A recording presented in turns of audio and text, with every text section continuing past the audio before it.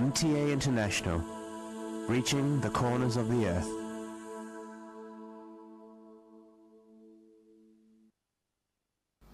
صلی علی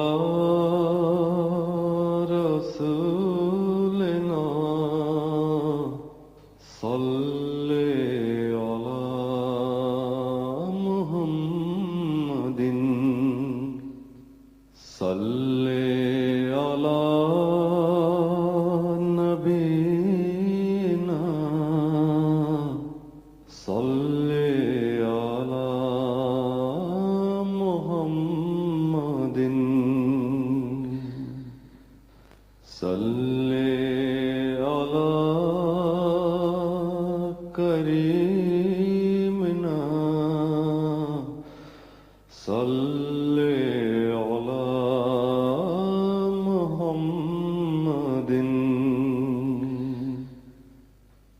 صلی علی حبیبنا صلی علی محمد صلی علی امامنا صلی علی محمد صلی علی نبینا صلی علی محمد صلی علی رسولنا صلی علی محمد صلی علی شفیعنا صلی علی محمد صلی علی کریمنا صلی علی محمد صلی علی حبیبنا صلی علی محمد صلی علی امامنا صلی علی محمد صلی علی رحیمنا صلی علی محمد صلی علی نبینا صلی علی محمد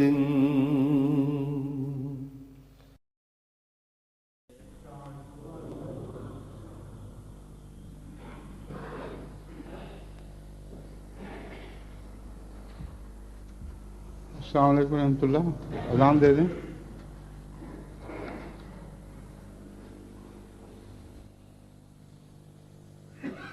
اللہ اکبر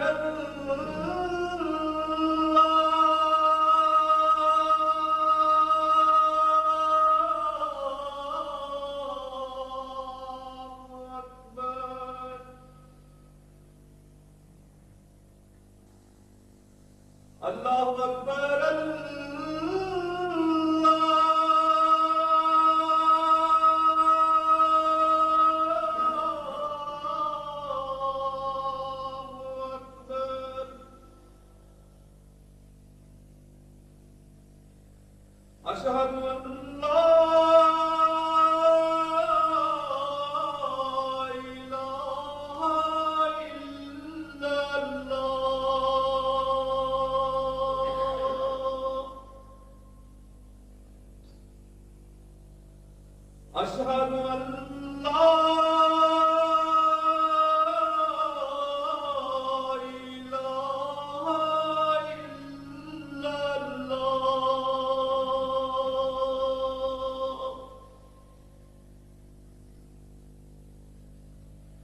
أشهد أن محمدًا رسول الله.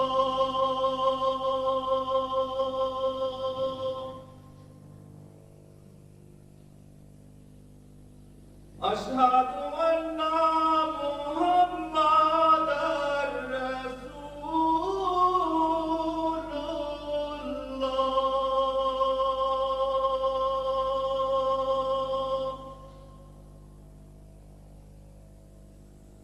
حي على الصلاة.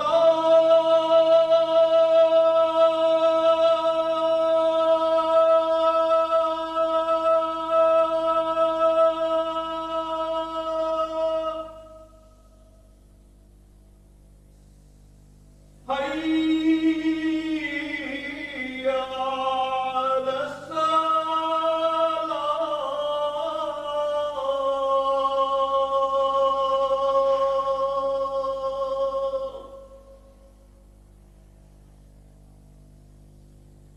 حي على الفلاح.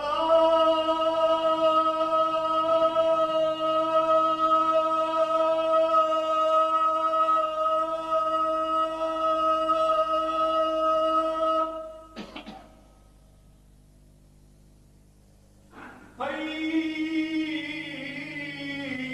على الفلاح.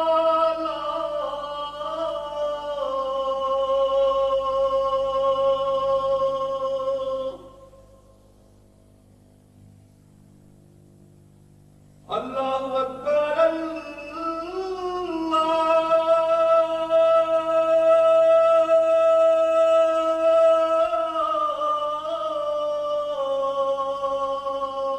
أكبر. لا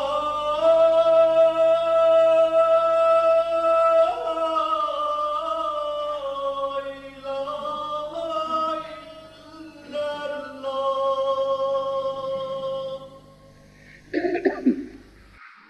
أشهد أن لا إله إلا الله وحده لا شريك له وأشهد أن محمدًا عبده ورسوله. أما بعد فأعوذ بالله من الشيطان الرجيم. بسم الله الرحمن الرحيم. الحمد لله رب العالمين. الرحمن الرحيم. مالك يوم الدين. إياك نعبد وإياك نستعين. اهدنا الصراط المستقيم صراط الذين أنعمت عليهم غير المغضوب عليهم ولا الضالين.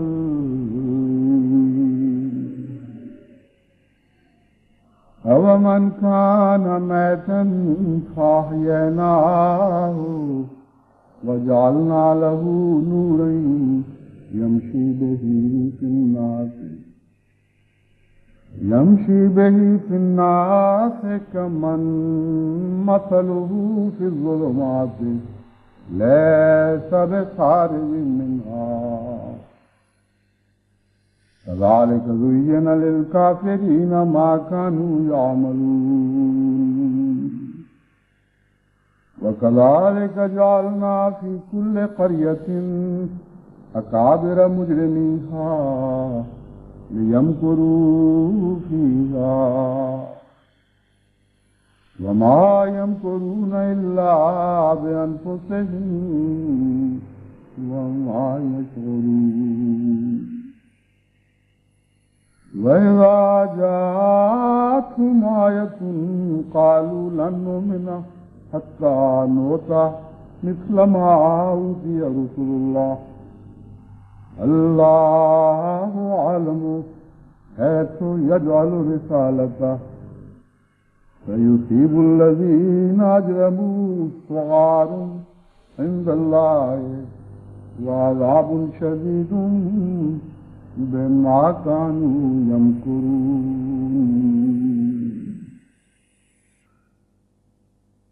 گزشتہ خطبے میں نے مکر سے متعلق کچھ بیان کیا تھا اور واضح کیا تھا کہ مکر دو قسم کے ہیں، ایک مکر خیر ہے اور ایک مکر شر. لیکن میں سمجھتا ہوں کہ ابھی اس میں مزید وضاحت کی ضرورت ہے، کیونکہ ایک پل صراط پر سے چل کر گزرنا ہے. ایک طرف شر کا مکر ہے، ایک طرف خیر کا مکر ہے. اگر پاؤں ڈولے تو خیر کے مکر میں گریں، شر کے مکر میں نہ گر جائیں. پل صراط کا محاورہ میں نے اس کے لیے استعمال کیا ہے کہ روزمرہ کی زندگی میں مکر کی ضرورت نہیں ہے، اور مومن کی عام زندگی مکر سے بالکل پاک رہتی ہے. صاف گو، صاف ستھرا، اپنے جسم کے لحاظ سے بھی، اپنے باطن کے لحاظ سے بھی، ظاہر کے لحاظ سے بھی. مومن کی زندگی ہر قسم کے مکر و فریب سے بالکل منزہ اور پاک اور ستھری اور الگ رہتی ہے، سوائے اس کے کہ مجبوراً ان شرائط کے تابع سے مکر اختیار کرنا پڑے جو شرائط قرآن میں بھی کھول کر بیان فرما دی گئی ہیں، اور حضرت اقدس محمد رسول اللہ صلی اللہ علیہ وسلم نے بھی ان کو روشنی ڈالی ہے. بس ان سب وضاحتوں کے باوجود جب انسان مکر کے بہانے تلاش کرتا ہے تو ایسا شخص یقیناً مکر شر کی جانب ٹھوکر کھا کر گرتا ہے، مکر خیر کی جانب. کیونکہ جماعت میں بھی بعض ایسے معاملات ہوتے رہتے ہیں جن میں بعض لوگ دھوکے سے کام لیتے ہیں، شرارت سے کام لیتے ہیں، کئی قسم کے مالی نقصانات پہنچا دیتے ہیں. مثلاً یورپ میں کیونکہ احمدیوں کے لیے داخلے پر بہت زیادہ پابندیاں عائد کر دی گئی ہیں، اور تمام دنیا کی سفارتیں احمدی کا لفظ پاسپورٹ پر دیکھ کر ان کو ویزا جاری کرنے سے اعتراض کرتی ہیں. اس لیے ایک نئی بزنس اس سے پیدا ہو چکی ہے، وجود میں آ گئی ہے، اور وہ ہے ایجنٹوں کی بزنس جو پیسے لے کر ویزے لگواتے ہیں. بسا اوقات وہ ویزے لگانے کے لیے پیسہ خرچ کرتے ہیں اور ویزا صحیح لگاتے ہیں، لیکن بعض اوقات ویزا ہی دھوکے کا بنایا ہوا ہوتا ہے، اور وہ احمدی جو ان کے دھوکے میں آتے ہیں بعض دفعہ بہت شدید نقصان اٹھا جاتے ہیں. مثلاً ایسے بھی ہیں جو پکڑے گئے جن پر یہ مقدمے جاری ہوئے کہ انہوں نے فتنہ اور فساد کی روح سے جھوٹا ویزا خود لگوایا ہے. باہر کی دنیا میں بدنامیاں ہوئیں، ہمیں حکومتوں کے سامنے وضاحت کرنی پڑی پوری تحقیق کے بعد. اس میں ویزا لگوانے والے کا کوئی قصور نہیں تھا، جس نے بنایا ہے اس نے جھوٹا ویزا لگا کر دیا ہے. اس بیچارے نے تو اپنی جائیدادیں بیچ کر بہت رقم خرچ کر کے اس کو دی ہے. لیکن ایک اور مشکل یہ ہے کہ ان کی لالچ کی باتوں میں، ان کے سبز باغ کے دھوکے میں آ کر بہت سے لوگ بغیر کسی قسم کی ویزا کے سب کچھ ضائع کر بیٹھتے ہیں، اور اس کے بعد مجھے خط آنے شروع ہو جاتے ہیں کہ ہماری رقم فلاں کھا گیا اور فلاں کھا گیا، اس سے پیسے دلوائے جائیں. تو مومن کا کام ہے اگر وہ مکر نہیں کرتا تو مکر سے بچے تو صحیح.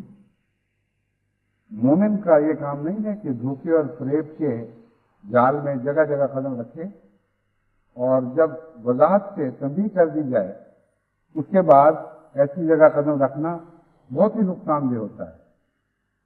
میں نے دو باتوں میں دیکھا ہے کہ لوگ کمزوری دکھا جاتے ہیں.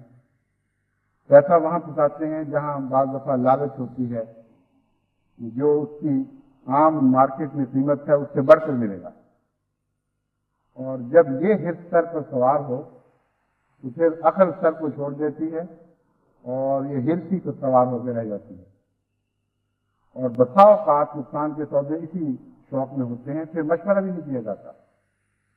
وہ سمجھتے ہیں اتنا اچھا موقع ہاتھ آ گیا ہے، 10 روپے کے 20 بن جائیں گے تو کیوں نہ فوراً فائدہ اٹھایا جائے۔ خود بھی ڈوبتے ہیں، بعض دفعہ اپنے عزیزوں اور رشتے داروں کو بھی لے ڈوبتے ہیں۔ تو جہاں ہرس پیدا ہو جائے وہاں عقل انسان کا دامن چھوڑ دیتی ہے، اور زیادہ ضرورت ہے مشورے کی۔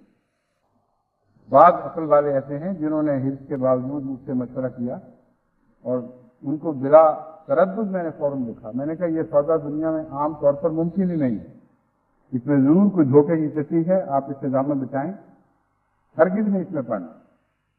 اور خدا کے فضل سے ایک بھی ایسا مشورہ نہیں ہے جس کے نتیجے میں اس شخص کو فائدہ نہ پہنچا ہو، اور بعد میں کچھ چیزیں آتی ہیں کہ واقعتاً وہ روپیہ جس نے بھی لگایا سب کر لیجیے۔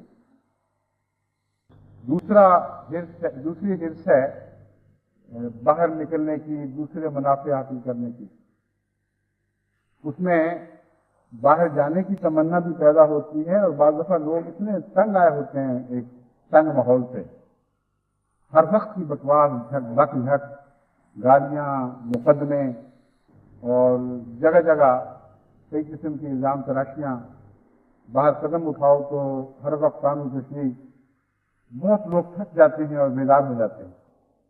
جب ایمبیسیز ان کے ویزے پر پاسپورٹ پر ویزے نہیں لگاتی تو پھر مجبور ہو کے بیچارے دوسرے رستے ڈھونڈتے ہیں، لیکن اس میں غلطی یہ کرتے ہیں کہ جس ایجنٹ کے ذریعے ان کو ویزا لگوانے کی توقع ہوتی ہے، پہلے اس کو پیسے پکڑا دیتے ہیں، اور خطرہ یہ محسوس کرتے ہیں کہ اگر ہم نے نہ کیے تو یہ ایجنٹ ہمیں چھوڑ دے گا۔ اور یہ ذرا سی بات بھی نہیں سوچتے کہ ایجنٹ نے اپنی تجارت کرنی ہے، وہ کیوں چھوڑے گا؟ اگر اس کے روپے جو آپ نے دینے طے کیے ہوں وہ اس کے یقینی ہو جائیں تو ناممکن ہے کہ وہ چھوڑے۔ جو پہلے طلب کر رہا ہے ضرور اس میں دھوکہ ہے۔ اس لیے سوال ہی نہیں پیدا ہونا چاہیے کسی ایم ڈی کے لیے کہ کسی بھی حالات کی مجبوری کی وجہ سے وہ باہر نکلنا چاہے تو کسی ایجنٹ کو پہلے رقم دے۔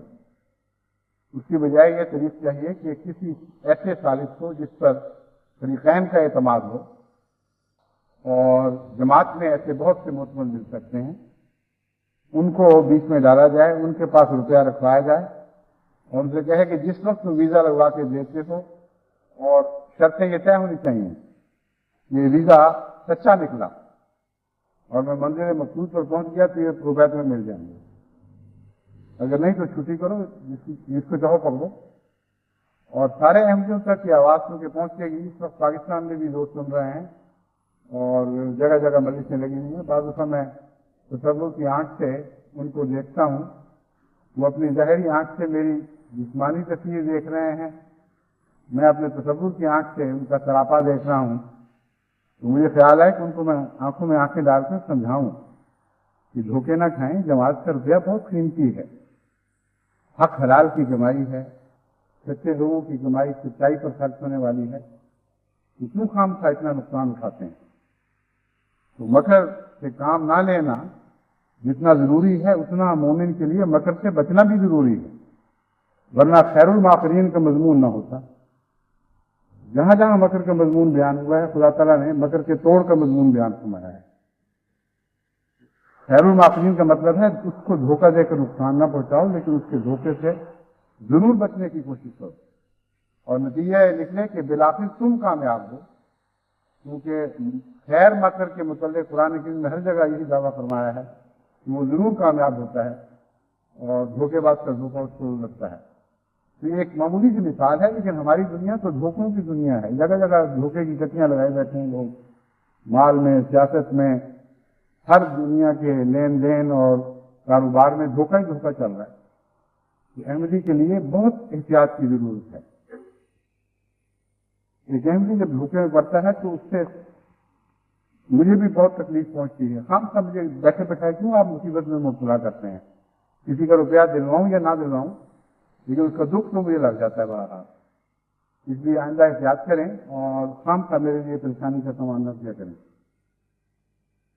دوسری بات میں وضاحت کرنا چاہتا ہوں کہ حضرت اقدس محمد رسول اللہ صلی اللہ علیہ وسلم نے جب فرمایا کہ الحرب قدرۃ، تو اس کے نتیجے میں بہت سے لوگ اور خصوصاً مسلمان علماء سمجھتے ہیں کہ ہمیں فریب کاری کی چھٹی مل گئی۔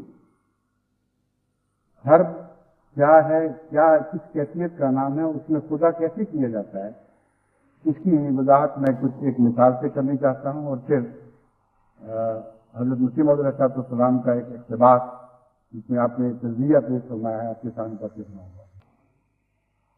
جانور کی دنیا، جیسا کہ میں نے پہلے بھی بیان کیا تھا، جھوٹ سے بالکل پاک ہے۔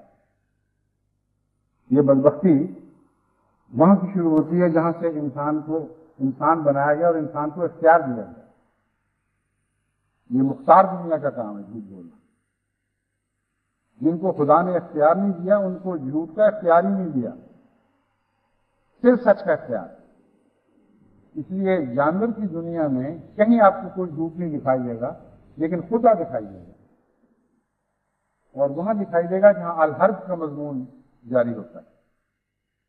چنانچہ سمندر کے جانوروں میں دیکھیں، کیکڑے ہیں اور کئی قسم کے جانور ہیں جو باقاعدہ اپنا بھیس بدل کر اپنے دفاع کا کام انتظام کرتے ہیں، کیونکہ وہ دنیا خطرات کی دنیا ہے۔ حیوانات کی دنیا میں یہ اجازت ہے کہ تم اپنا پیٹ بھرو اور اپنی بقا کا انتظام کرو، تمہیں اجازت ہے، تم جس طرح چاہو کرو، اور دوسرے سے بچنے کے لیے بھی جو چاہو کرو۔ دونوں کو اللہ تعالیٰ نے خدا کے طریق سکھائے ہیں، اور کیموفلاج کے متعلق سائنٹسٹ نے جو تحقیق کی ہے اس سے پتہ چلتا ہے کہ آج تک انسان کو کیموفلاج کی اتنی ترکیبیں نہیں آئیں جتنی جانوروں کی دنیا میں خدا تعالیٰ کی طرف سے مشہور ہیں۔ یعنی ہر انسان مطالعہ پہ معلوم کرتا ہے کہ یہ قسم بھی وہاں موجود ہے، وہ قسم بھی موجود ہے۔ اتنے غیر معمولی طریق اپنے آپ کو بچانے اور دشمن پر حملہ کرنے کے ایسی صورت میں کہ دشمن کو پتہ نہ لگے موجود ہیں ایسے طریق کہ ایک دفعہ میں نے اندازہ لگایا تو میں نے سوچا کہ انسانی عقل نے جتنے بھی طریق ایجاد کیے ہیں یا کر سکتی ہے، ان میں سے ہر ایک کی مثال حیوانی دنیا میں موجود ہے، اور نہایت اعلیٰ طریق پر۔ خاص قسم کا ماحول سمندر میں مختلف جگہوں پر رنگ بدلتا رہتا ہے، بعض جگہ تاریکی ہے، بعض جگہ روشنی، کہیں پس منظر میں رنگدار چٹانیں ہیں، کہیں سبزہ ہے۔ بعض ایسے جانور ہیں جو اس ماحول کے مطابق اپنے رنگ بدل لیتے ہیں، اور اگر رنگ نہ بدلے جائیں تو پھول لگا کر، سمندر میں بھی پھول ہوتے ہیں، اور سمندر کی اور قسم کی رنگدار چیزیں لگا کر اپنے آپ کو بالکل ماحول کی طرح بنا لیتے ہیں۔ چنانچہ ان جانوروں کو آپ دیکھیں، تصویریں ان کی جو سمندر کے نیچے لی گئی ہیں، عقل دنگ رہ جاتی ہے۔ چھوٹا سا دماغ، چھوٹی سی عقل، لیکن ان کو یہ پتا ہے کہ جس ماحول میں ہم جاتے ہیں اس رنگ کی چیزیں ہم نے اپنے اوپر اڑسنی ہیں اور سجانی ہیں، یہاں تک کہ وہ ایک سمندر کے پھولوں کا گلدستہ سا معلوم ہونے لگتے ہیں اور پہچانے نہیں جاتے۔ مکڑی جو تاک میں رہتی ہے جالا بن کر، وہ بھی خدا ہے، جھوٹ نہیں ہے، خدا ہے، کیونکہ جہاں انسانی زندگی کی بقا کا سوال ہے اور جہاں قانون دونوں کو اجازت دیتا ہو جو چاہو کرو، وہاں حکمت سے کام لے کر اپنے دشمن پر قابو پانا یا دشمن کے داؤ سے بچنا یہ جھوٹ نہیں ہے، اس کو خدا کہا جاتا ہے۔ لیکن امن کے ماحول میں اس کی کوئی مثال نہیں۔ جہاں امن کا ماحول ہو وہاں خدا اگر اختیار کیا جائے تو جھوٹ بن جائے۔ اس لیے حرب کے ماحول کو سمجھ کر اسی کی حدود کے اندر خدا سے کام لیں، اور جہاں دشمن آپ کے خلاف مکر میں پہل کرتا ہے وہاں جوابی مکر اختیار کرنا ہے، مگر اسی حد تک جس حد تک قرآن اجازت دیتا ہے اور سنت سے ثابت ہو، اس سے آگے نہیں۔ یہ وہ پاکیزہ زندگی ہے جس کو ہمیں جماعت احمدیہ میں رائج اور نافذ کرنا ہے، اور جماعت احمدیہ کی تو خیر اللہ تعالیٰ کے فضل سے ان پاکیزہ رسموں کو غیروں میں بھی رائج کرنا ہے۔ حضرت مسیح موعود علیہ السلام یہ وضاحت کرتے ہوئے فرماتے ہیں مکر باریک تدبیروں اور تصرفات کو کہتے ہیں کہ وہ ایسے مخفی اور مستور ہوں کہ جس شخص کے لیے وہ تدابیر عمل میں لائی گئی ہیں وہ ان تدبیروں کو شناخت نہ کر سکے۔ حیوانات کی دنیا میں 100% یہی مکر جاری ہے۔ بس مکر دو قسم کے ہوتے ہیں، اول وہ کہ جن کے عمل درآمد سے ارادہ خیر اور بہتری کا کیا گیا ہے اور کسی کو نقصان پہنچانا منظور نہیں ہے، جیسا کہ ماں اپنے بچے کو اس مکر سے دوا پلا دیتی ہے، وہ ایک شربت شیریں ہے اور میں نے بھی پیا ہے، بڑا میٹھا ہے۔ اب احمدی ماؤں کے لیے دیکھیں اس میں کتنا سبق ہے، کہ چھوٹے سے ذکر میں کتنی پیاری بات بیان کر دی۔ بعض مائیں جھوٹ بول کر بچے کو کوئی خیر کی چیز دینے پر مجبور کر دیتی، لیکن حضرت مسیح موعود علیہ السلام نے اس کی اجازت نہیں دی، فرمایا شربت میں دوا پلا دو، اور ماں خود پی کے بتا دے کہ دیکھو میں بھی پی رہی ہوں، تو اس کا نام جھوٹ نہیں ہے، اس کا نام مکر خیر ہے۔ نیت بھی خیر کی، طریقہ کار بھی خیر، اور کچھ پہلو جو کسی کو غافل کر کے ایک چیز اس کے فائدے کی چیز دینے کا پہلو ہے، اس میں جھوٹ نہیں ہے۔ اس حد تک مکر عمل میں بھی جائز ہے، اور مومن کی عملی زندگی میں بعض ایسے مقامات آتے ہیں جہاں امن کی حالت میں بھی چھوٹی سی جنگ کی کیفیت پیدا ہو جاتی ہے۔ دراصل اس مکر کا بھی اس معمولی سی جنگ کی کیفیت سے تعلق ہے۔ بچے اور ماں کے درمیان جب اختلاف پیدا ہو جائیں تو ایک چھوٹی سی جنگ کی شکل پیدا ہو جاتی ہے۔ اس وقت مکر کرنا ہے، مگر مکر خیر کرنا ہے۔ پھر حضرت صلی اللہ علیہ وسلم فرماتے ہیں اس مکر سے بچے کے دل میں خواہش پیدا ہو جاتی ہے اور وہ دوا تو پی لیتا ہے۔ ہم نے بھی بارہا اس کو استعمال کیا ہے اور اللہ کے فضل سے بڑا فائدہ پہنچتا ہے۔ جو بچے ضد کر کے بیٹھتے ہیں ان کو مارنے کی بجائے، زبردستی کرنے کی بجائے اس رنگ میں دوا دے دی جاتی ہے کہ وہ اسے قبول کر لیتے ہیں۔ پھر فرماتے ہیں پولیس کے بعض لوگوں کو یہ خدمت سپرد ہے کہ وہ پولیس کی وردی نہیں رکھتے اور عام لوگوں کی طرح سفید پوش رہتے ہیں اور پردے میں بدمعاشوں کو تارتے رہتے ہیں۔ بس یہ بھی ایک قسم کا مکر ہے، مگر نیک مکر۔ لوگوں کے شر سے معصوم لوگوں کو بچانا ایک نیکی کا کام ہے، اور پولیس اگر بغیر اپنے پولیس کے لباس کے سادہ عام لباس میں نگرانی کرتی ہے تو اس کا نام نہ جھوٹ ہے، نہ مکر شر ہے، بلکہ مکر خیر ہے۔ مگر یہی چیز جب کوئی چور اختیار کرتا ہے اور پولیس کا لباس پہن کر حملے کرتا ہے تو وہ مکر شر بن جاتا ہے۔ تو لباس بدلنے کا نام نہ شر ہے نہ خیر، وہ نیت اور مقصد اس کو شر یا خیر بناتے ہیں جن کی وجہ سے لباس تبدیل کرنے کی کارروائی کی جاتی ہے۔ بس یہ بھی ایک قسم کا مکر ہے، مگر نیک مکر ایسا ہی طالب علم یا وکلاء یا ڈاکٹروں کا امتحان لینے والے یا کسی اور چیزیں میں جو ممتحن ہوتے ہیں وہ بھی نیک نظر سے سوال بنانے کے وقت ایک حد تک مکر کرتے ہیں۔ یہ روزمرہ کا ہمارا تجربہ ہے۔ ممتحن بعض دفعہ بڑی چالاکی سے اس رنگ میں سوال بنانے کی کوشش کرتا ہے کہ جو پوری طرح ہوشیار طالب علم نہ ہو وہ ٹھوکر کھا جائے، اور پوری طرح ہوشیار ہونے کا، اس کی پوری طرح ہوشیار ہونے کا امتحان اس لیے لیا جاتا ہے کہ اسے مضمون پر قبول حاصل ہو گیا ہے، اور یہ مکر خیر ہے۔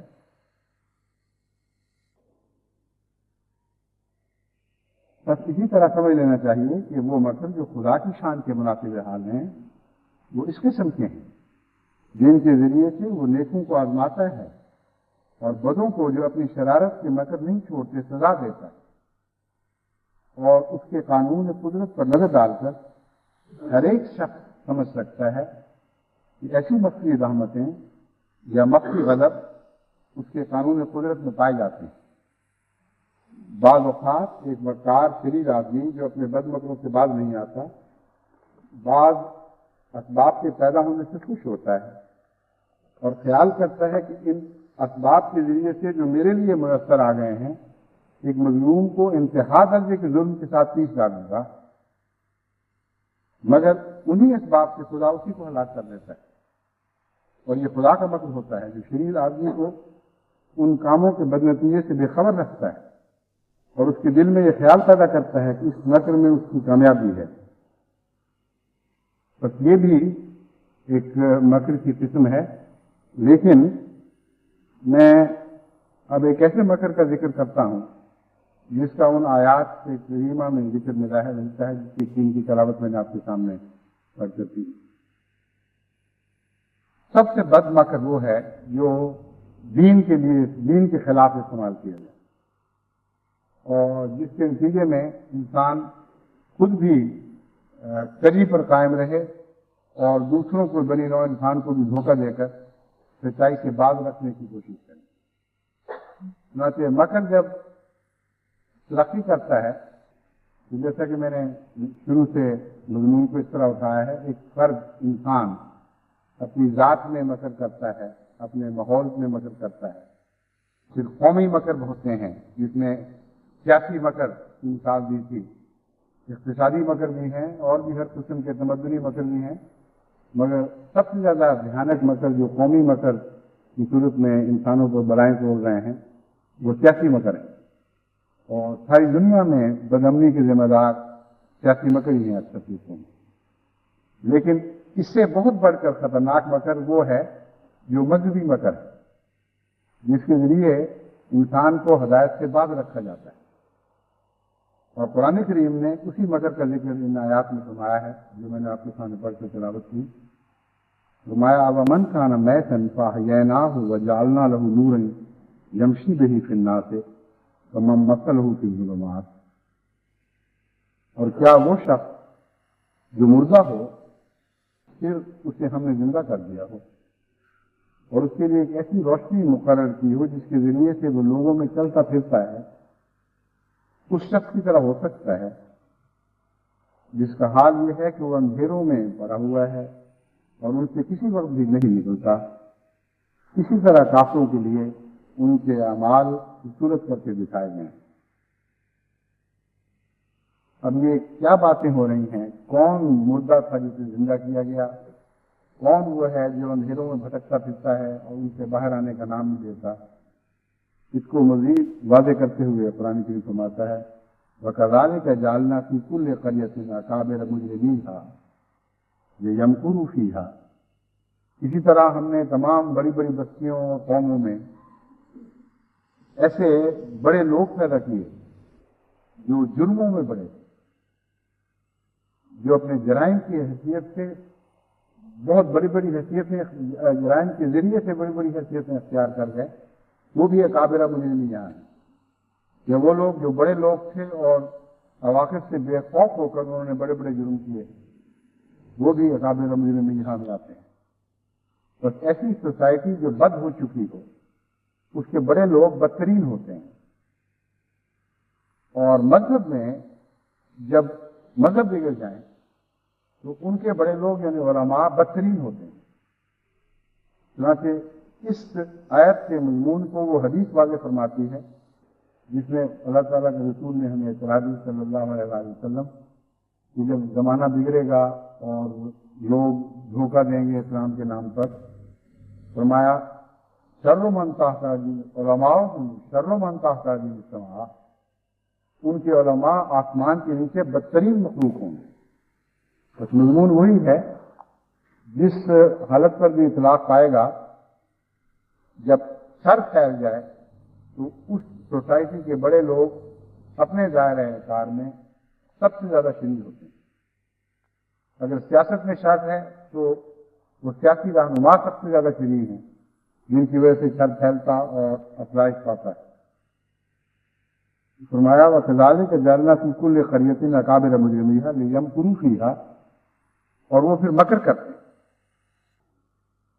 اور یہ بھی بات ہے کہ جہاں بھی سوسائٹی بد ہو جائے وہاں بڑے لوگ ضرور مکر سے کام لیتے ہیں.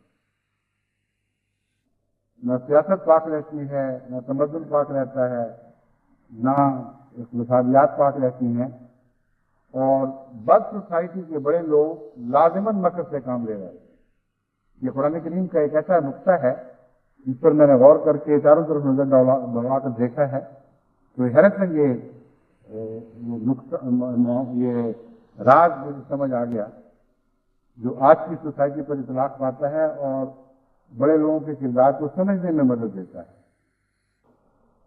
لیکن وَمَا يَمْكُرُونَ إِلَّا بِأَنفُسِهِمْ، یہ جو بھی مکر کرتے ہیں یہ ان پر اٹھایا جائے، بالآخر اس کے نقصانات ان کو ضرور پہنچیں گے. بس یہ دنیا جو بعض دفعہ بڑی بڑی ہولناک جنگوں میں دھکیل دی جاتی ہے، یہ اسی آیت کی سچائی کی دلیل ہوتی ہیں. ایسی جنگیں یہ بتاتی ہیں کہ وہ سیاستدان جنہوں نے خوب چلاکیوں سے کام لیا، خوب مکر و فریب کو استعمال کر کے اپنی قوم کی بڑائی کی خاطر یا دوسری قوم کو نیچا دکھانے کے لیے ہر قسم کے دھوکے دیے، بالآخر ان جنگوں میں مبتلا ہو کر خود بھی ہلاک ہوئے اور اپنی قوموں کو بھی حد سے زیادہ عذاب میں مبتلا کر دیا. تو یہ جو صورت حال ہے یہ مذہبی دنیا میں بھی بالآخر اسی طرح انجام پذیر ہوتی ہے. جو مذہب میں دھوکہ دینے والے ہیں وہ ضرور سے پکڑے جاتے ہیں. دنیا والے جو دنیا میں مکر کرتے ہیں وہ جب پکڑے جاتے ہیں تو اپنے ہی مکروں کے جال میں پھنستے ہیں، اور مذہب میں جو دھوکہ دیتے ہیں ان کا براہ راست خدا سے مقابلہ ہوتا ہے، اللہ تعالیٰ کی تقدیر سے ٹکر لیتے ہیں. اس لیے ان کا حال ہر دوسرے مکر کرنے والے سے زیادہ بدتر ہوتا ہے. ان کے متعلق فرماتا ہے وَإِذَا جَاءَتْهُمْ آيَةٌ قَالُوا لَن نُؤْمِنَ حَتَّىٰ نُؤْتَ مِثْلَ مَا أُوتِيَ رُسُلُ اللَّهِ. جب بھی کوئی دعوے دار آتا ہے، ان کے سامنے کوئی نشان ظاہر ہوتے ہیں تو بڑے احترام کے ساتھ اور تکبر کے ساتھ کہتے ہیں ہم ہرگز ایمان نہیں لائیں گے جب تک ویسے نشان نہ دکھاؤ جیسے اللہ کے رسولوں کو دکھائے جاتے ہیں.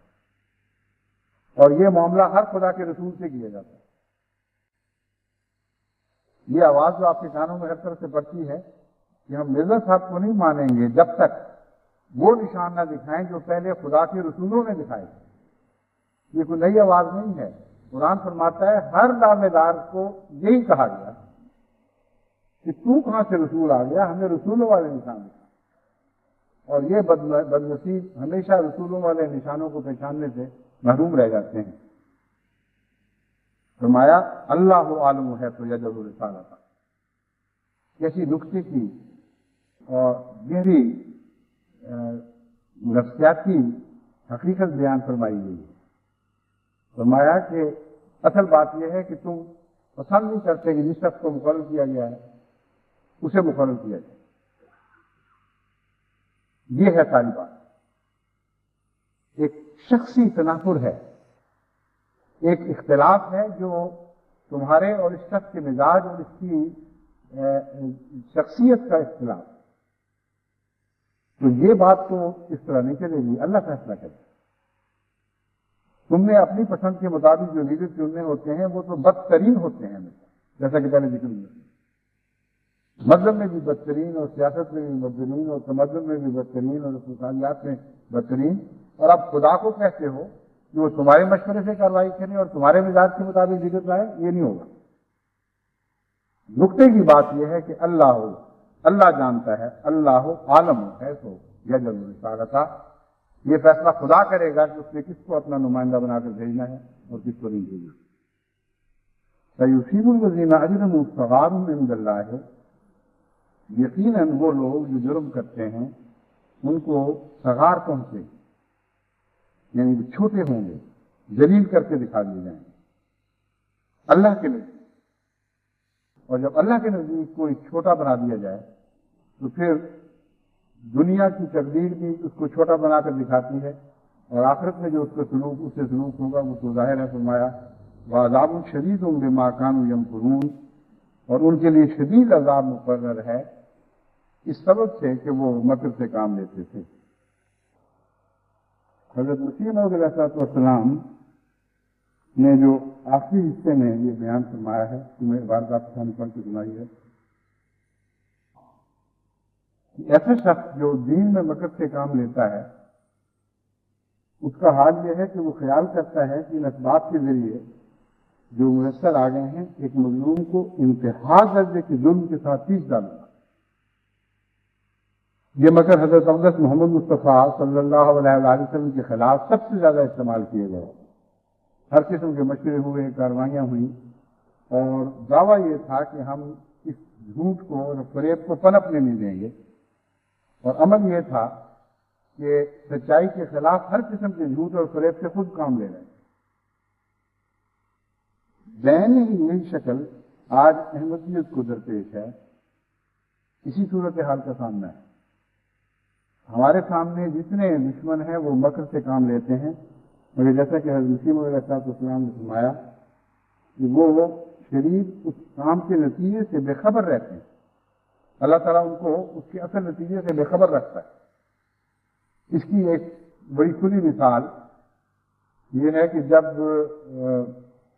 ضیاء الرحمان صاحب نے جماعت کے خلاف بدنام زمانہ آرڈیننس جاری کیا، جس کے نتیجے میں جماعت کو بہت سی مشکلات کا سامنا کرنا پڑا، تو ایک بہت بڑی سازش تیار ہوئی.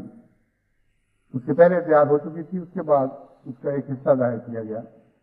وہ یہ تھی کہ جماعت احمدیہ سے خلافت کا نظام ختم کیا جائے اور کسی عذر کے تابع کوئی بہانہ رکھ کر خلیفہ وقت کو قید کیا جائے، پھر اس کو قتل کیا جائے یا پھانسی چڑھایا جائے اور بدنام کیا جائے دنیا میں کہ ایک مجرم کے طور پر ہم اس کو پھانسی دے رہے ہیں، اور اس کا انتقام نظام خلافت سے لیا جائے.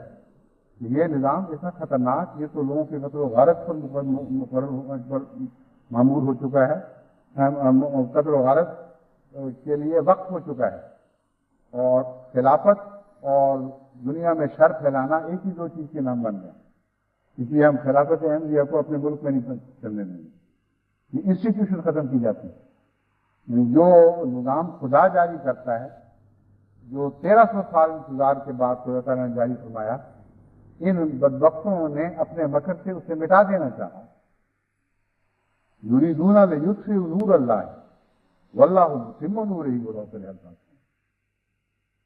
یہ لوگ چاہتے ہیں، ولو کرہ المشرکون بھی آتا ہے، یہ لوگ چاہتے ہیں کہ خدا کے نور کو اپنے مکر کی پھوکوں سے بجھا دیں. یہ نہیں ہے. اللہ نے جو نور جاری فرمایا اس کو اختتام تک، درجہ کمال تک زندہ رکھے گا اور اس کی حفاظت فرمائے گا. ایسے کہ خدا تعالیٰ نے جو مکر خیر کیے ہیں ان کے مقابل پر، ان کو دیکھ کر عقل دنگ رہ جاتی ہے. ساری تفصیل تو آپ کو پہلے بھی غالباً آپ کے سامنے بیان کی جا چکی ہے. مختصراً یہ بتا دیتا ہوں کہ یہ 1984 میں جو منصوبہ منظر عام پر آیا ہے اس کی تیاری بہت پہلے سے ہو چکی. 1983 کے شروع ہی میں ایک باقاعدہ حکومت کی طرف سے حکم جاری ہو چکا تھا کہ جماعت احمدیہ کا سربراہ اس ملک کو ملک کی کسی سرحد سے کسی ذریعے سے بھی چھوڑ کر باہر نہیں جا سکتا. اور اب تک کے شواہد یہ ہیں کہ یہ حکم ضیاء الحق صاحب نے خود لکھوایا تھا، اور اسی میں اللہ تعالیٰ نے ان سے مکر خیر کیا اور جماعت کے حق میں مکر خیر ہوا جو ان کے اوپر مکر شر بن کر پڑا. ان کو چونکہ عادت تھی مرزا ناصر احمد کہنے کی اور اپنے اقتدار کا اکثر حصہ حضرت خلیفۃ المسیح کی ثالث کی خلافتی میں گزارا ہے، تو ان کے منہ سے مرزا ناصر احمد کے لفظ نکل گیا کہ Mirza Nasir Ahmad head of the Ahmadiyya community cannot leave the country, جو بھی آگے تفصیل تھی. نتیجہ یہ نکلا کہ وہ جو حکم تھا وہ اسی طرح جاری رہا. اگر وہ حکم کسی چھوٹے افسر نے بنایا ہوتا تو اس کی تو انہوں نے کھال گھیر دینی، کیونکہ جس پاسپورٹ آفیسر کی طرف سے مجھے پاسپورٹ جاری ہوئے تھے سارے ملک کی مختلف ایجنسیاں اس کے پیچھے پڑ گئی تھیں، کیونکہ اس نے کوئی خلاف قانون بات نہیں کی تھی. اس نے وہ آرڈر دکھایا، ان کو بار بار دکھانا پڑا کہ دیکھ لو اس میں مرزا ناصر احمد کو پاسپورٹ دینا منع ہے، مرزا طاہر احمد کو دینا منع نہیں. مگر غلطی ان سے کروائی گئی. یہ ایک ذریعہ، یہ غلطی ایک ذریعہ بنی ہے خدا تعالیٰ کے اس مکر خیر کے جاری ہونے کا جو سارے عالم میں ظاہر ہے. حقیقت یہ ہے کہ ان لوگوں نے احمدیت کو مٹانے کا جو شر کیا تھا، اس مکر کو خدا نے اس شان سے ان پر الٹایا کہ وہی کارروائی ساری دنیا میں جماعت احمدیہ کے نشو و نما اور حیرت انگیز ترقی کا موجب بن گئی. میں بسا اوقات سوچتا ہوں کہ جب میں آیا تھا کتنی تکلیف میں آیا تھا، اور اپنے پیاروں کی یاد آج بھی تکلیف یہ ہے. لیکن آج جو میں نے یہاں آ کر غور کیا ہے کہ جماعت کی جو ترقیات یہاں آنے سے وابستہ، اب اگر مجھے واپس لوٹایا جائے اور مجھے پتہ ہو کہ یہ تکلیفیں ہوں گی اور یہ ترقیاں ہوں گی، تو میں بلا تردد ان تکلیفوں کو قبول کروں گا اور پھر ہجرت پر آمادہ ہوں. کیونکہ جو منافع خدا نے ہجرت سے مقرر فرمائے ہیں، کے ساتھ وابستہ فرما دیے، اس کا تصور بھی وہاں بیٹھے نہیں ہو سکتا. اتنے وسیع رابطے دنیا میں اس قدر خدا تعالیٰ کے فضل سے احمدیت کی شان، حضرت مسیح موعود علیہ السلام کا نام دنیا کے کونے کونے تک پہنچنا، آپ کی نمائندگی میں آپ کے اس غلام کی آواز دنیا کے کناروں تک پہنچ جانا، یہ سارے مولوی کے مکر شر کے قصے ہیں جو ان کو خدا نے مکر خیر سے مغلوب کر دیا اور اس کے شر کے ہر پہلو کو خیر میں تبدیل فرما دیا. یہ وہ مضمون ہے جو حضرت مسیح موعود علیہ السلام بیان فرما رہے ہیں. یہ پاگل سمجھتے ہیں کہ اپنے مکر سے ایک مظلوم کو پیس ڈالیں تو کچھ باقی نہیں رہنے دیں، مگر خدا کی تقدیر اس کی پشت بنائی پر ہوتی ہے، اس کے پشت پر کھڑی ہوتی ہے، اور وہ ان کو ان نتائج سے غافل رکھتی ہے جو ان کی تدبیروں کے نتیجے میں ظاہر ہیں. کسی کو نہیں پتا تھا کہ ان تدبیروں کا کیا نتیجہ نکلے گا، یہاں تک کہ اللہ تعالیٰ کی تقدیر نے وہ نتیجہ نکال کر دکھا دیا. بس مکر شر اور مکر خیر کے مضمون کو خوب اچھی طرح سمجھیں اور اس معاملے میں دھوکہ نہ کھائیں. علماء یعنی احمدیت کے مخالف علماء جو یہ کہتے ہیں کہ آن حضرت صلی اللہ علیہ وآلہ وسلم نے ہمیں مکر کی اجازت دی ہے، لڑائی دی، ہم جو چاہیں کریں. احمدیت کو نیچا دکھانا ہے، یہ کہتے ہیں یہ باطل ہے، باطل کے خلاف ہر قسم کا مکر جائز ہے. یہ اتنا جھوٹا دعویٰ ہے اور اتنا بے بنیاد دعویٰ ہے کہ اس کی حقیقت کھولنے کے لیے کسی محنت کی ضرورت نہیں. حضرت اقدس محمد مصطفیٰ صلی اللہ علیہ وآلہ وسلم حق پر اس شان کے ساتھ قائم ہوئے اور اس جلوے کے ساتھ ظاہر ہوئے کہ کبھی اس سے پہلے کوئی نبی اس شان اور استقلال کے ساتھ حق پر قائم نہیں ہوا تھا، اور ایسا عالمی جلوہ کبھی کسی نے نہیں دکھایا. جلال بھی تھا، جمال بھی تھا. اس شان سے آپ دنیا میں نور بن کے چمکے ہیں، اللہ کا نور بن کے، کہ مشرق و مغرب دونوں کو برابر روشن کر دی. ساری زندگی اس حق کو پھیلانے کے لیے ایک ادنیٰ سے مکر سے بھی کام نہیں. سب سے بڑی لڑائی آپ کے وقت میں جاری ہوئی، اور قرآن کریم پڑھ کر دیکھیں ان آیات کو جن کی میں نے تلاوت کی ہے، ان کو غور سے سنیں یا ان کے مضمون پر غور کریں تو آپ کو معلوم ہوگا کہ ہر جگہ حق کے دشمن نے مکر سے کام لیا ہے اس دعوے کے ساتھ کہ ہمارا مد مقابل باطل پر ہے، اس لیے ہمیں حق ہے کہ باطل کو باطل اور جھوٹ اور فریب کے ذریعے مٹانے کی کوشش کریں. اور سارے انبیاء کی تاریخ میں آدم سے لے کر حضرت اقدس محمد مصطفیٰ صلی اللہ علیہ وسلم کے زمانے تک قرآن کریم سے پتہ چلتا ہے کہ ایک بھی ایسا نبی نہیں جس نے حق پر ہوتے ہوئے باطل کے خلاف مکر سے کام لیا. سارے مکر ان کے سپرد ہو گئے تھے کہ جو تم نے چاہنا ہے، جو چاہتے ہو کر ڈالو، لیکن حق کو باطل کی ضرورت نہیں، حق کو مکر کی ضرورت نہیں. اس لیے یہ اس فریب میں مبتلا نہ ہو کہ آپ اگر حق پر ہیں تو حق کی خاطر مکر سے کام لے سکتے ہیں. لڑائی حق کی اور باطل کی جو لڑائی ہے، اس لڑائی کو اس وجہ سے کہ الحرب و خدت میں حرب کہہ کر خدا کی اجازت دی گئی ہے، غلط نہ سمجھیں. اس لڑائی میں کوئی دھوکہ نہیں، حق کی طرف سے کوئی دھوکہ نہیں.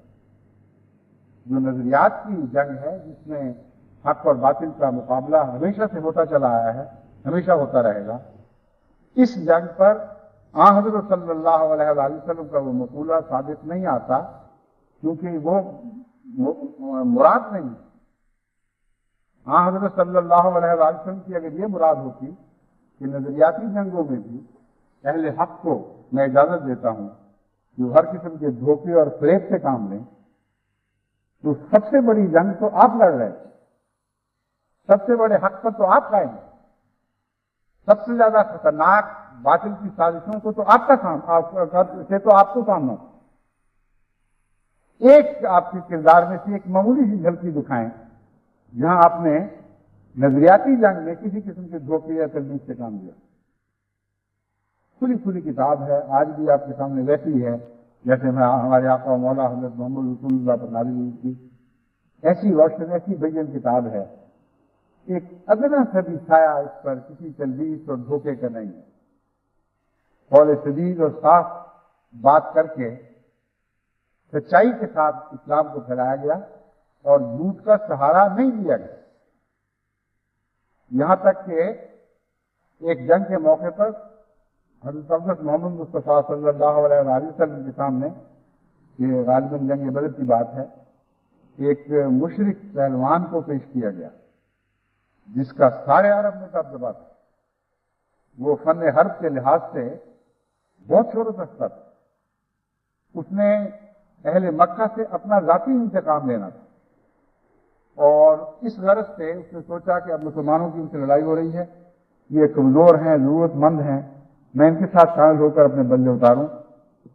کسی صحابی نے بڑی خوشی کے ساتھ حضرت اقدس محمد رسول اللہ صلی اللہ علیہ وسلم سے عرض کیا کہ یا رسول اللہ مبارک ہو، بہت زبردست نامی پہلوان ہمارے ہاتھ آیا ہے اور وہ تیار ہے کہ وہ مسلمانوں کے ساتھ شامل ہو کر دشمنوں کے خلاف جنگ کرے۔ آپ نے فرمایا وہ مشرک ہے؟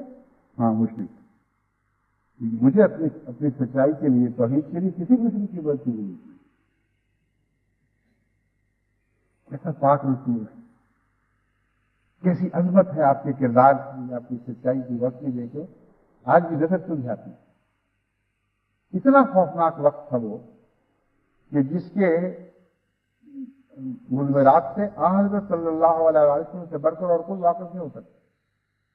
آپ نے بلکتے ہوئے وہ وقت گزارا ہے خدا کے حضور۔ حضرت ابو بکر بیان کرتے ہیں کہ میں آپ کی حفاظت کے لیے آپ کے ساتھ کرنے میں تھا، اس قدر کرب تھا، اس قدر بے قراری سے آپ دعائیں کر رہے تھے کہ روتے روتے بار بار آپ کی چادر کندھوں سے اترتی تھی، گرتی تھی، چوکا گرتا تھا اور میں سنبھال کر دوبارہ رکھتا اور دعا یہ کر رہے تھے کہ اللہم ان اہلکت ہذہ العصابۃ فلن تغفر فی الارض ابدا، اے میرے اللہ اگر آج یہ چھوٹی سی جماعت اس میدان میں ماری گئی تو پھر دنیا میں کبھی تیری عبادت نہیں کی جائے۔ اتنے بڑے مقصد کو اتنا بڑا خطرہ درپیش اور مدد آئی ہے باطل کی طرف سے، اور کس شان کے ساتھ، کس استغنا کے ساتھ اس کا انکار کیا، جاؤ جاؤ مجھے کسی مشکل کی نہیں۔ اور آج احمدیت کے خلاف ہر قسم کے جھوٹ، ہر قسم کے مکر، ہر قسم کے فریب سے کام لیا جا رہا ہے، یہاں تک کہ سچ ان کو موافق ہی نہیں آتا، جھوٹ پر مجبور ہیں۔ اور یہ ہے حق کی شان، اس کا مخالف لازماً مکر اور جھوٹ اور فریب پر مجبور ہو جایا کرتا ہے، کیونکہ اگر وہ سچی بات کرے تو سچی بات تو خوبصورت ہوتی ہے، دنیا تو سچے کا حسن دیکھ کر لازماً اس کے عشق میں مبتلا ہو جائے۔ اس لیے سچ کے خلاف فریب کاری کی ضرورت ہے، اور جھوٹ کے خلاف فریب کاری کی ضرورت نہیں، کیونکہ جھوٹ ہوتا ہی گندا اور مکروہ ہے۔ اس لیے اور نقطۂ نگاہ چھوڑ دیجیے، عام چیزیں سادے عقل کے نقطۂ نگاہ سے بھی سچ کو فریب کاری کی ضرورت نہیں، اور جھوٹ محتاج ہے۔ چنانچہ حضرت اقدس محمد رسول اللہ صلی اللہ علیہ وسلم کے متعلق ہمیشہ ایسی جھوٹی باتیں بیان کی جاتی تھیں جن کے نتیجے میں لوگ آپ سے متنفر تھے۔ اگر وہ آپ کی سیرت کا سچا حال بیان کرتے، یعنی آپ کے دشمن، تو کس لیے متنفر ہونا تھا؟ لوگ تو دوڑ دوڑ کر والہانہ آ کر اپنے جان مال عزت ہے آپ کے قدموں سے نچھاور کرتے، اس لیے ہمیشہ باطن کو ضرورت ہوتی ہے مکر و فریب کی، چھت کو ضرورت ہی کوئی نہیں ہوتی۔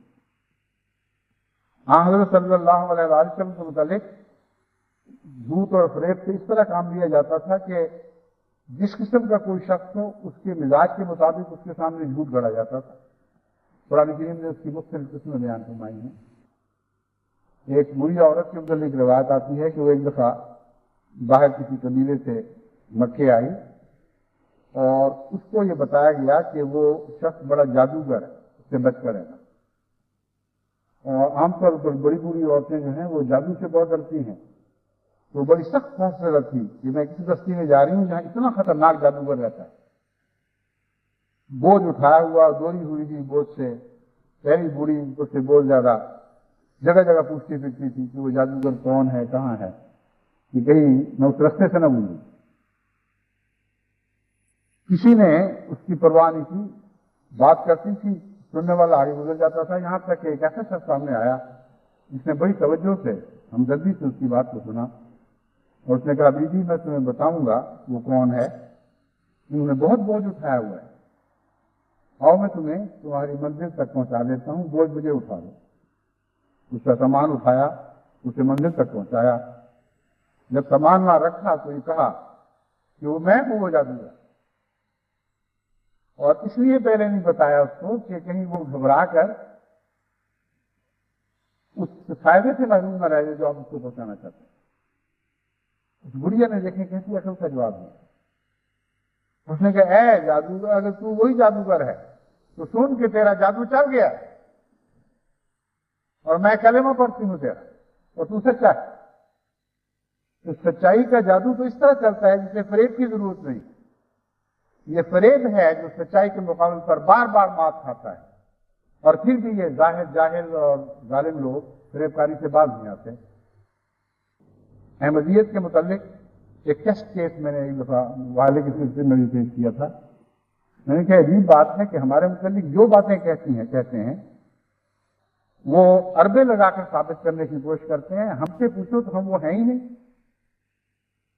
یہ کیا وجہ ہے کہ آج تک جماعت احمدیہ نے کبھی کسی مذہب کسی فرقے کی طرف ایسا عقیدہ منسوب نہیں کیا جو انہوں نے آگے سے کہا ہو کہ ہمارا عقیدہ نہیں۔ ایک مثال کوئی دنیا میں نہیں پیش کر سکتا۔ جب ہم مقابلہ کرتے ہیں تو سچائی کے ساتھ مقابلہ کرتے ہیں۔ اگر بھائیوں سے ٹکر ہے تو بھائیوں کو وہ بات کہیں گے جو وہ مانتے ہیں، جو ان کے عقیدے میں داخل ہے۔ جب ہندوؤں سے بات کرتے ہیں تو ان کے وہ عقیدے لیتے ہیں جن عقیدوں پر وہ قائم ہوتے ہیں۔ بعض دفعہ بعض علماء بھی میری مجلس کی سوال جواب کی مجلس میں آیا کرتے تھے، اور جب وہ دیکھتے تھے کہ ہمیشہ ہم وہی بات کرتے ہیں جو مد مقابل کے عقیدے میں داخل ہے، تو بعض دفعہ یہ فریب دینے کی بھی کوشش کرتے تھے۔ عوام الناس کے سامنے کہہ دیا آپ غلط کہہ رہے ہیں، یہ ہمارا عقیدہ نہیں۔ میں نے کہا میں ہمیشہ کہتا تھا الحمدللہ اگر یہ آپ کا عقیدہ نہیں تو آپ احمدی ہیں، کیونکہ یہی احمدیوں کا عقیدہ۔ پھر جھگڑا کس بات کی؟ پھر آپ اختلاف کیا کر رہے ہیں؟ آئیے ہمارے ساتھ شامل ہو جائیں۔ بس باطل کے لیے کوئی خطرہ اور کوئی خوف نہیں۔ اگر جھوٹا فریب کاری سے کام لے گا تو فریب بھی اس پر اٹھے گا۔ اس لیے جماعت احمدیہ اللہ تعالیٰ کے فضل سے ایسے قلعے میں محفوظ ہے اور معمون ہے جو حق کا قلعہ قرآن کریم نے قائم فرمایا ہے۔ اس کی ساری دیواریں سچائی پر مبنی ہونی چاہیے، پہلی اینٹ پر بھی سچائی پر مبنی ہونی چاہیے، اور یہ عمارت مسلسل سچائی کی اینٹوں پر بلند ہونی چاہیے۔ اس کے آخری کنگرے بھی سچائی پر مبنی ہونی چاہیے۔ یہ وہ قلعہ ہے جس میں جماعت احمدیہ کے لیے امن ہے اور جس میں جماعت احمدیہ کے لیے حفاظت ہے۔ ہر قسم کے مکر و فریب کو چھوڑ کر اس امن کے قلعے میں داخل ہوں۔ یہ سچائی کا قلعہ ہے جو آپ کی حفاظت فرمائے گا۔ اس قلعے میں داخل ہوں گے کہ دشمن کی طاقت نہیں کہ آپ کے خلاف کوئی کاری حربہ استعمال کر سکے۔ حربے کو استعمال کرتا رہے گا، مگر ہر حربہ اس کے لیے بے معنی اور بے مقصد اور بے فائدہ ثابت ہوگا، بلکہ بسا اوقات اس کے اپنے حربے اس کے خلاف اٹھیں گے۔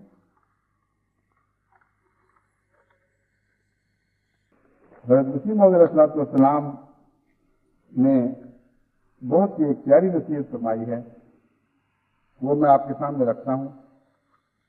فرماتے ہیں زبان سے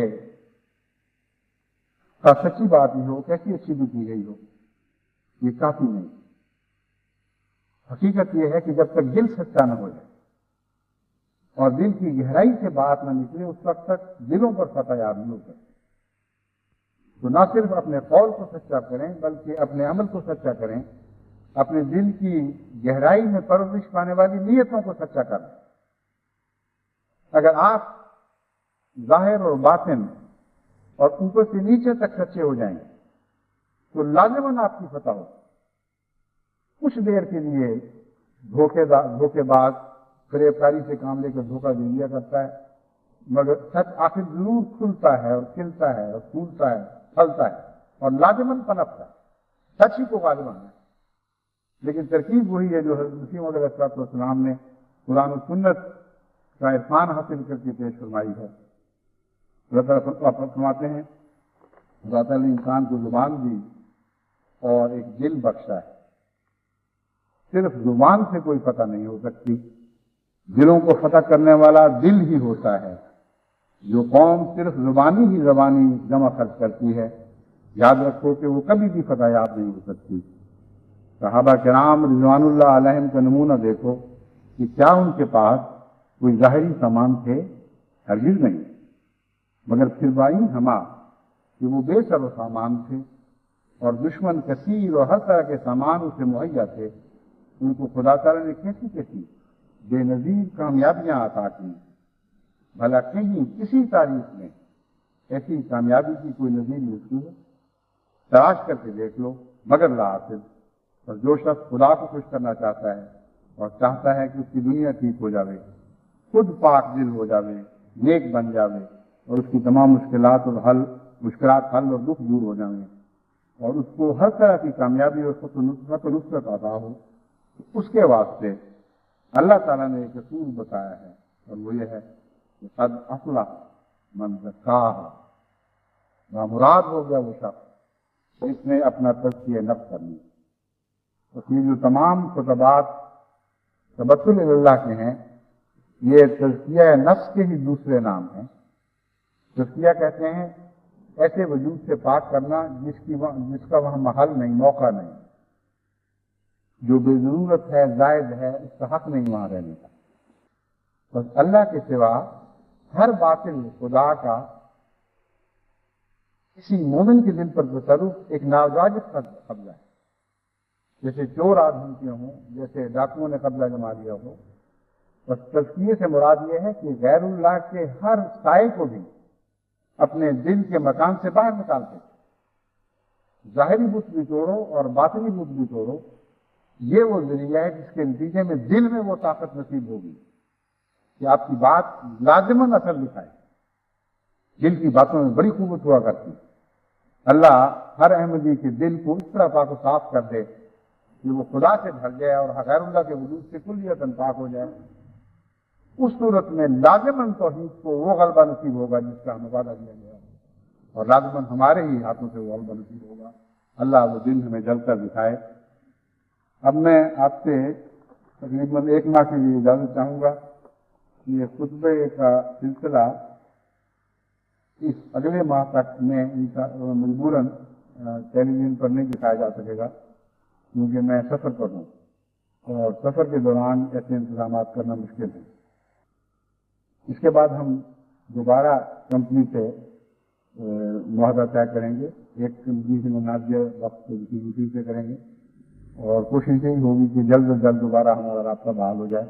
اس وقت تک پاکستان، ہندوستان اور دنیا کے کناروں تک جو ایم جی میرے خطبے کو سن رہے ہیں سب کو اپنی طرف سے نہایت محبت بھرا سلام عرض کرتا ہوں اور گزارش کرتا ہوں کہ اپنی دعاؤں میں یاد رکھیں. السلام علیکم.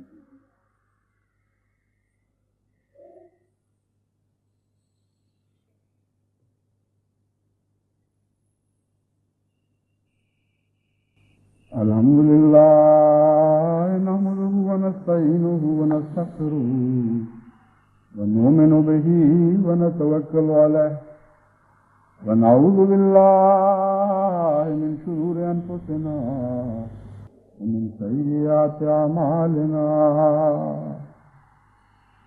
من يهده الله فلا مضل له ومن يضلله فلا هادي له ونشهد أن لا إله إلا الله وحده لا شريك له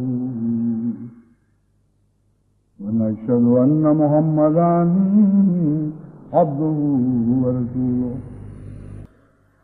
عباد الله رحمكم الله إن الله يأمر بالعدل والإحسان وإيتاء ذي القربى وينهى عن الفحشاء والمنكر والبغي يعظكم لعلكم تذكرون اذكروا الله يذكركم وادعوه يستجب لكم ولذكر الله أكبر.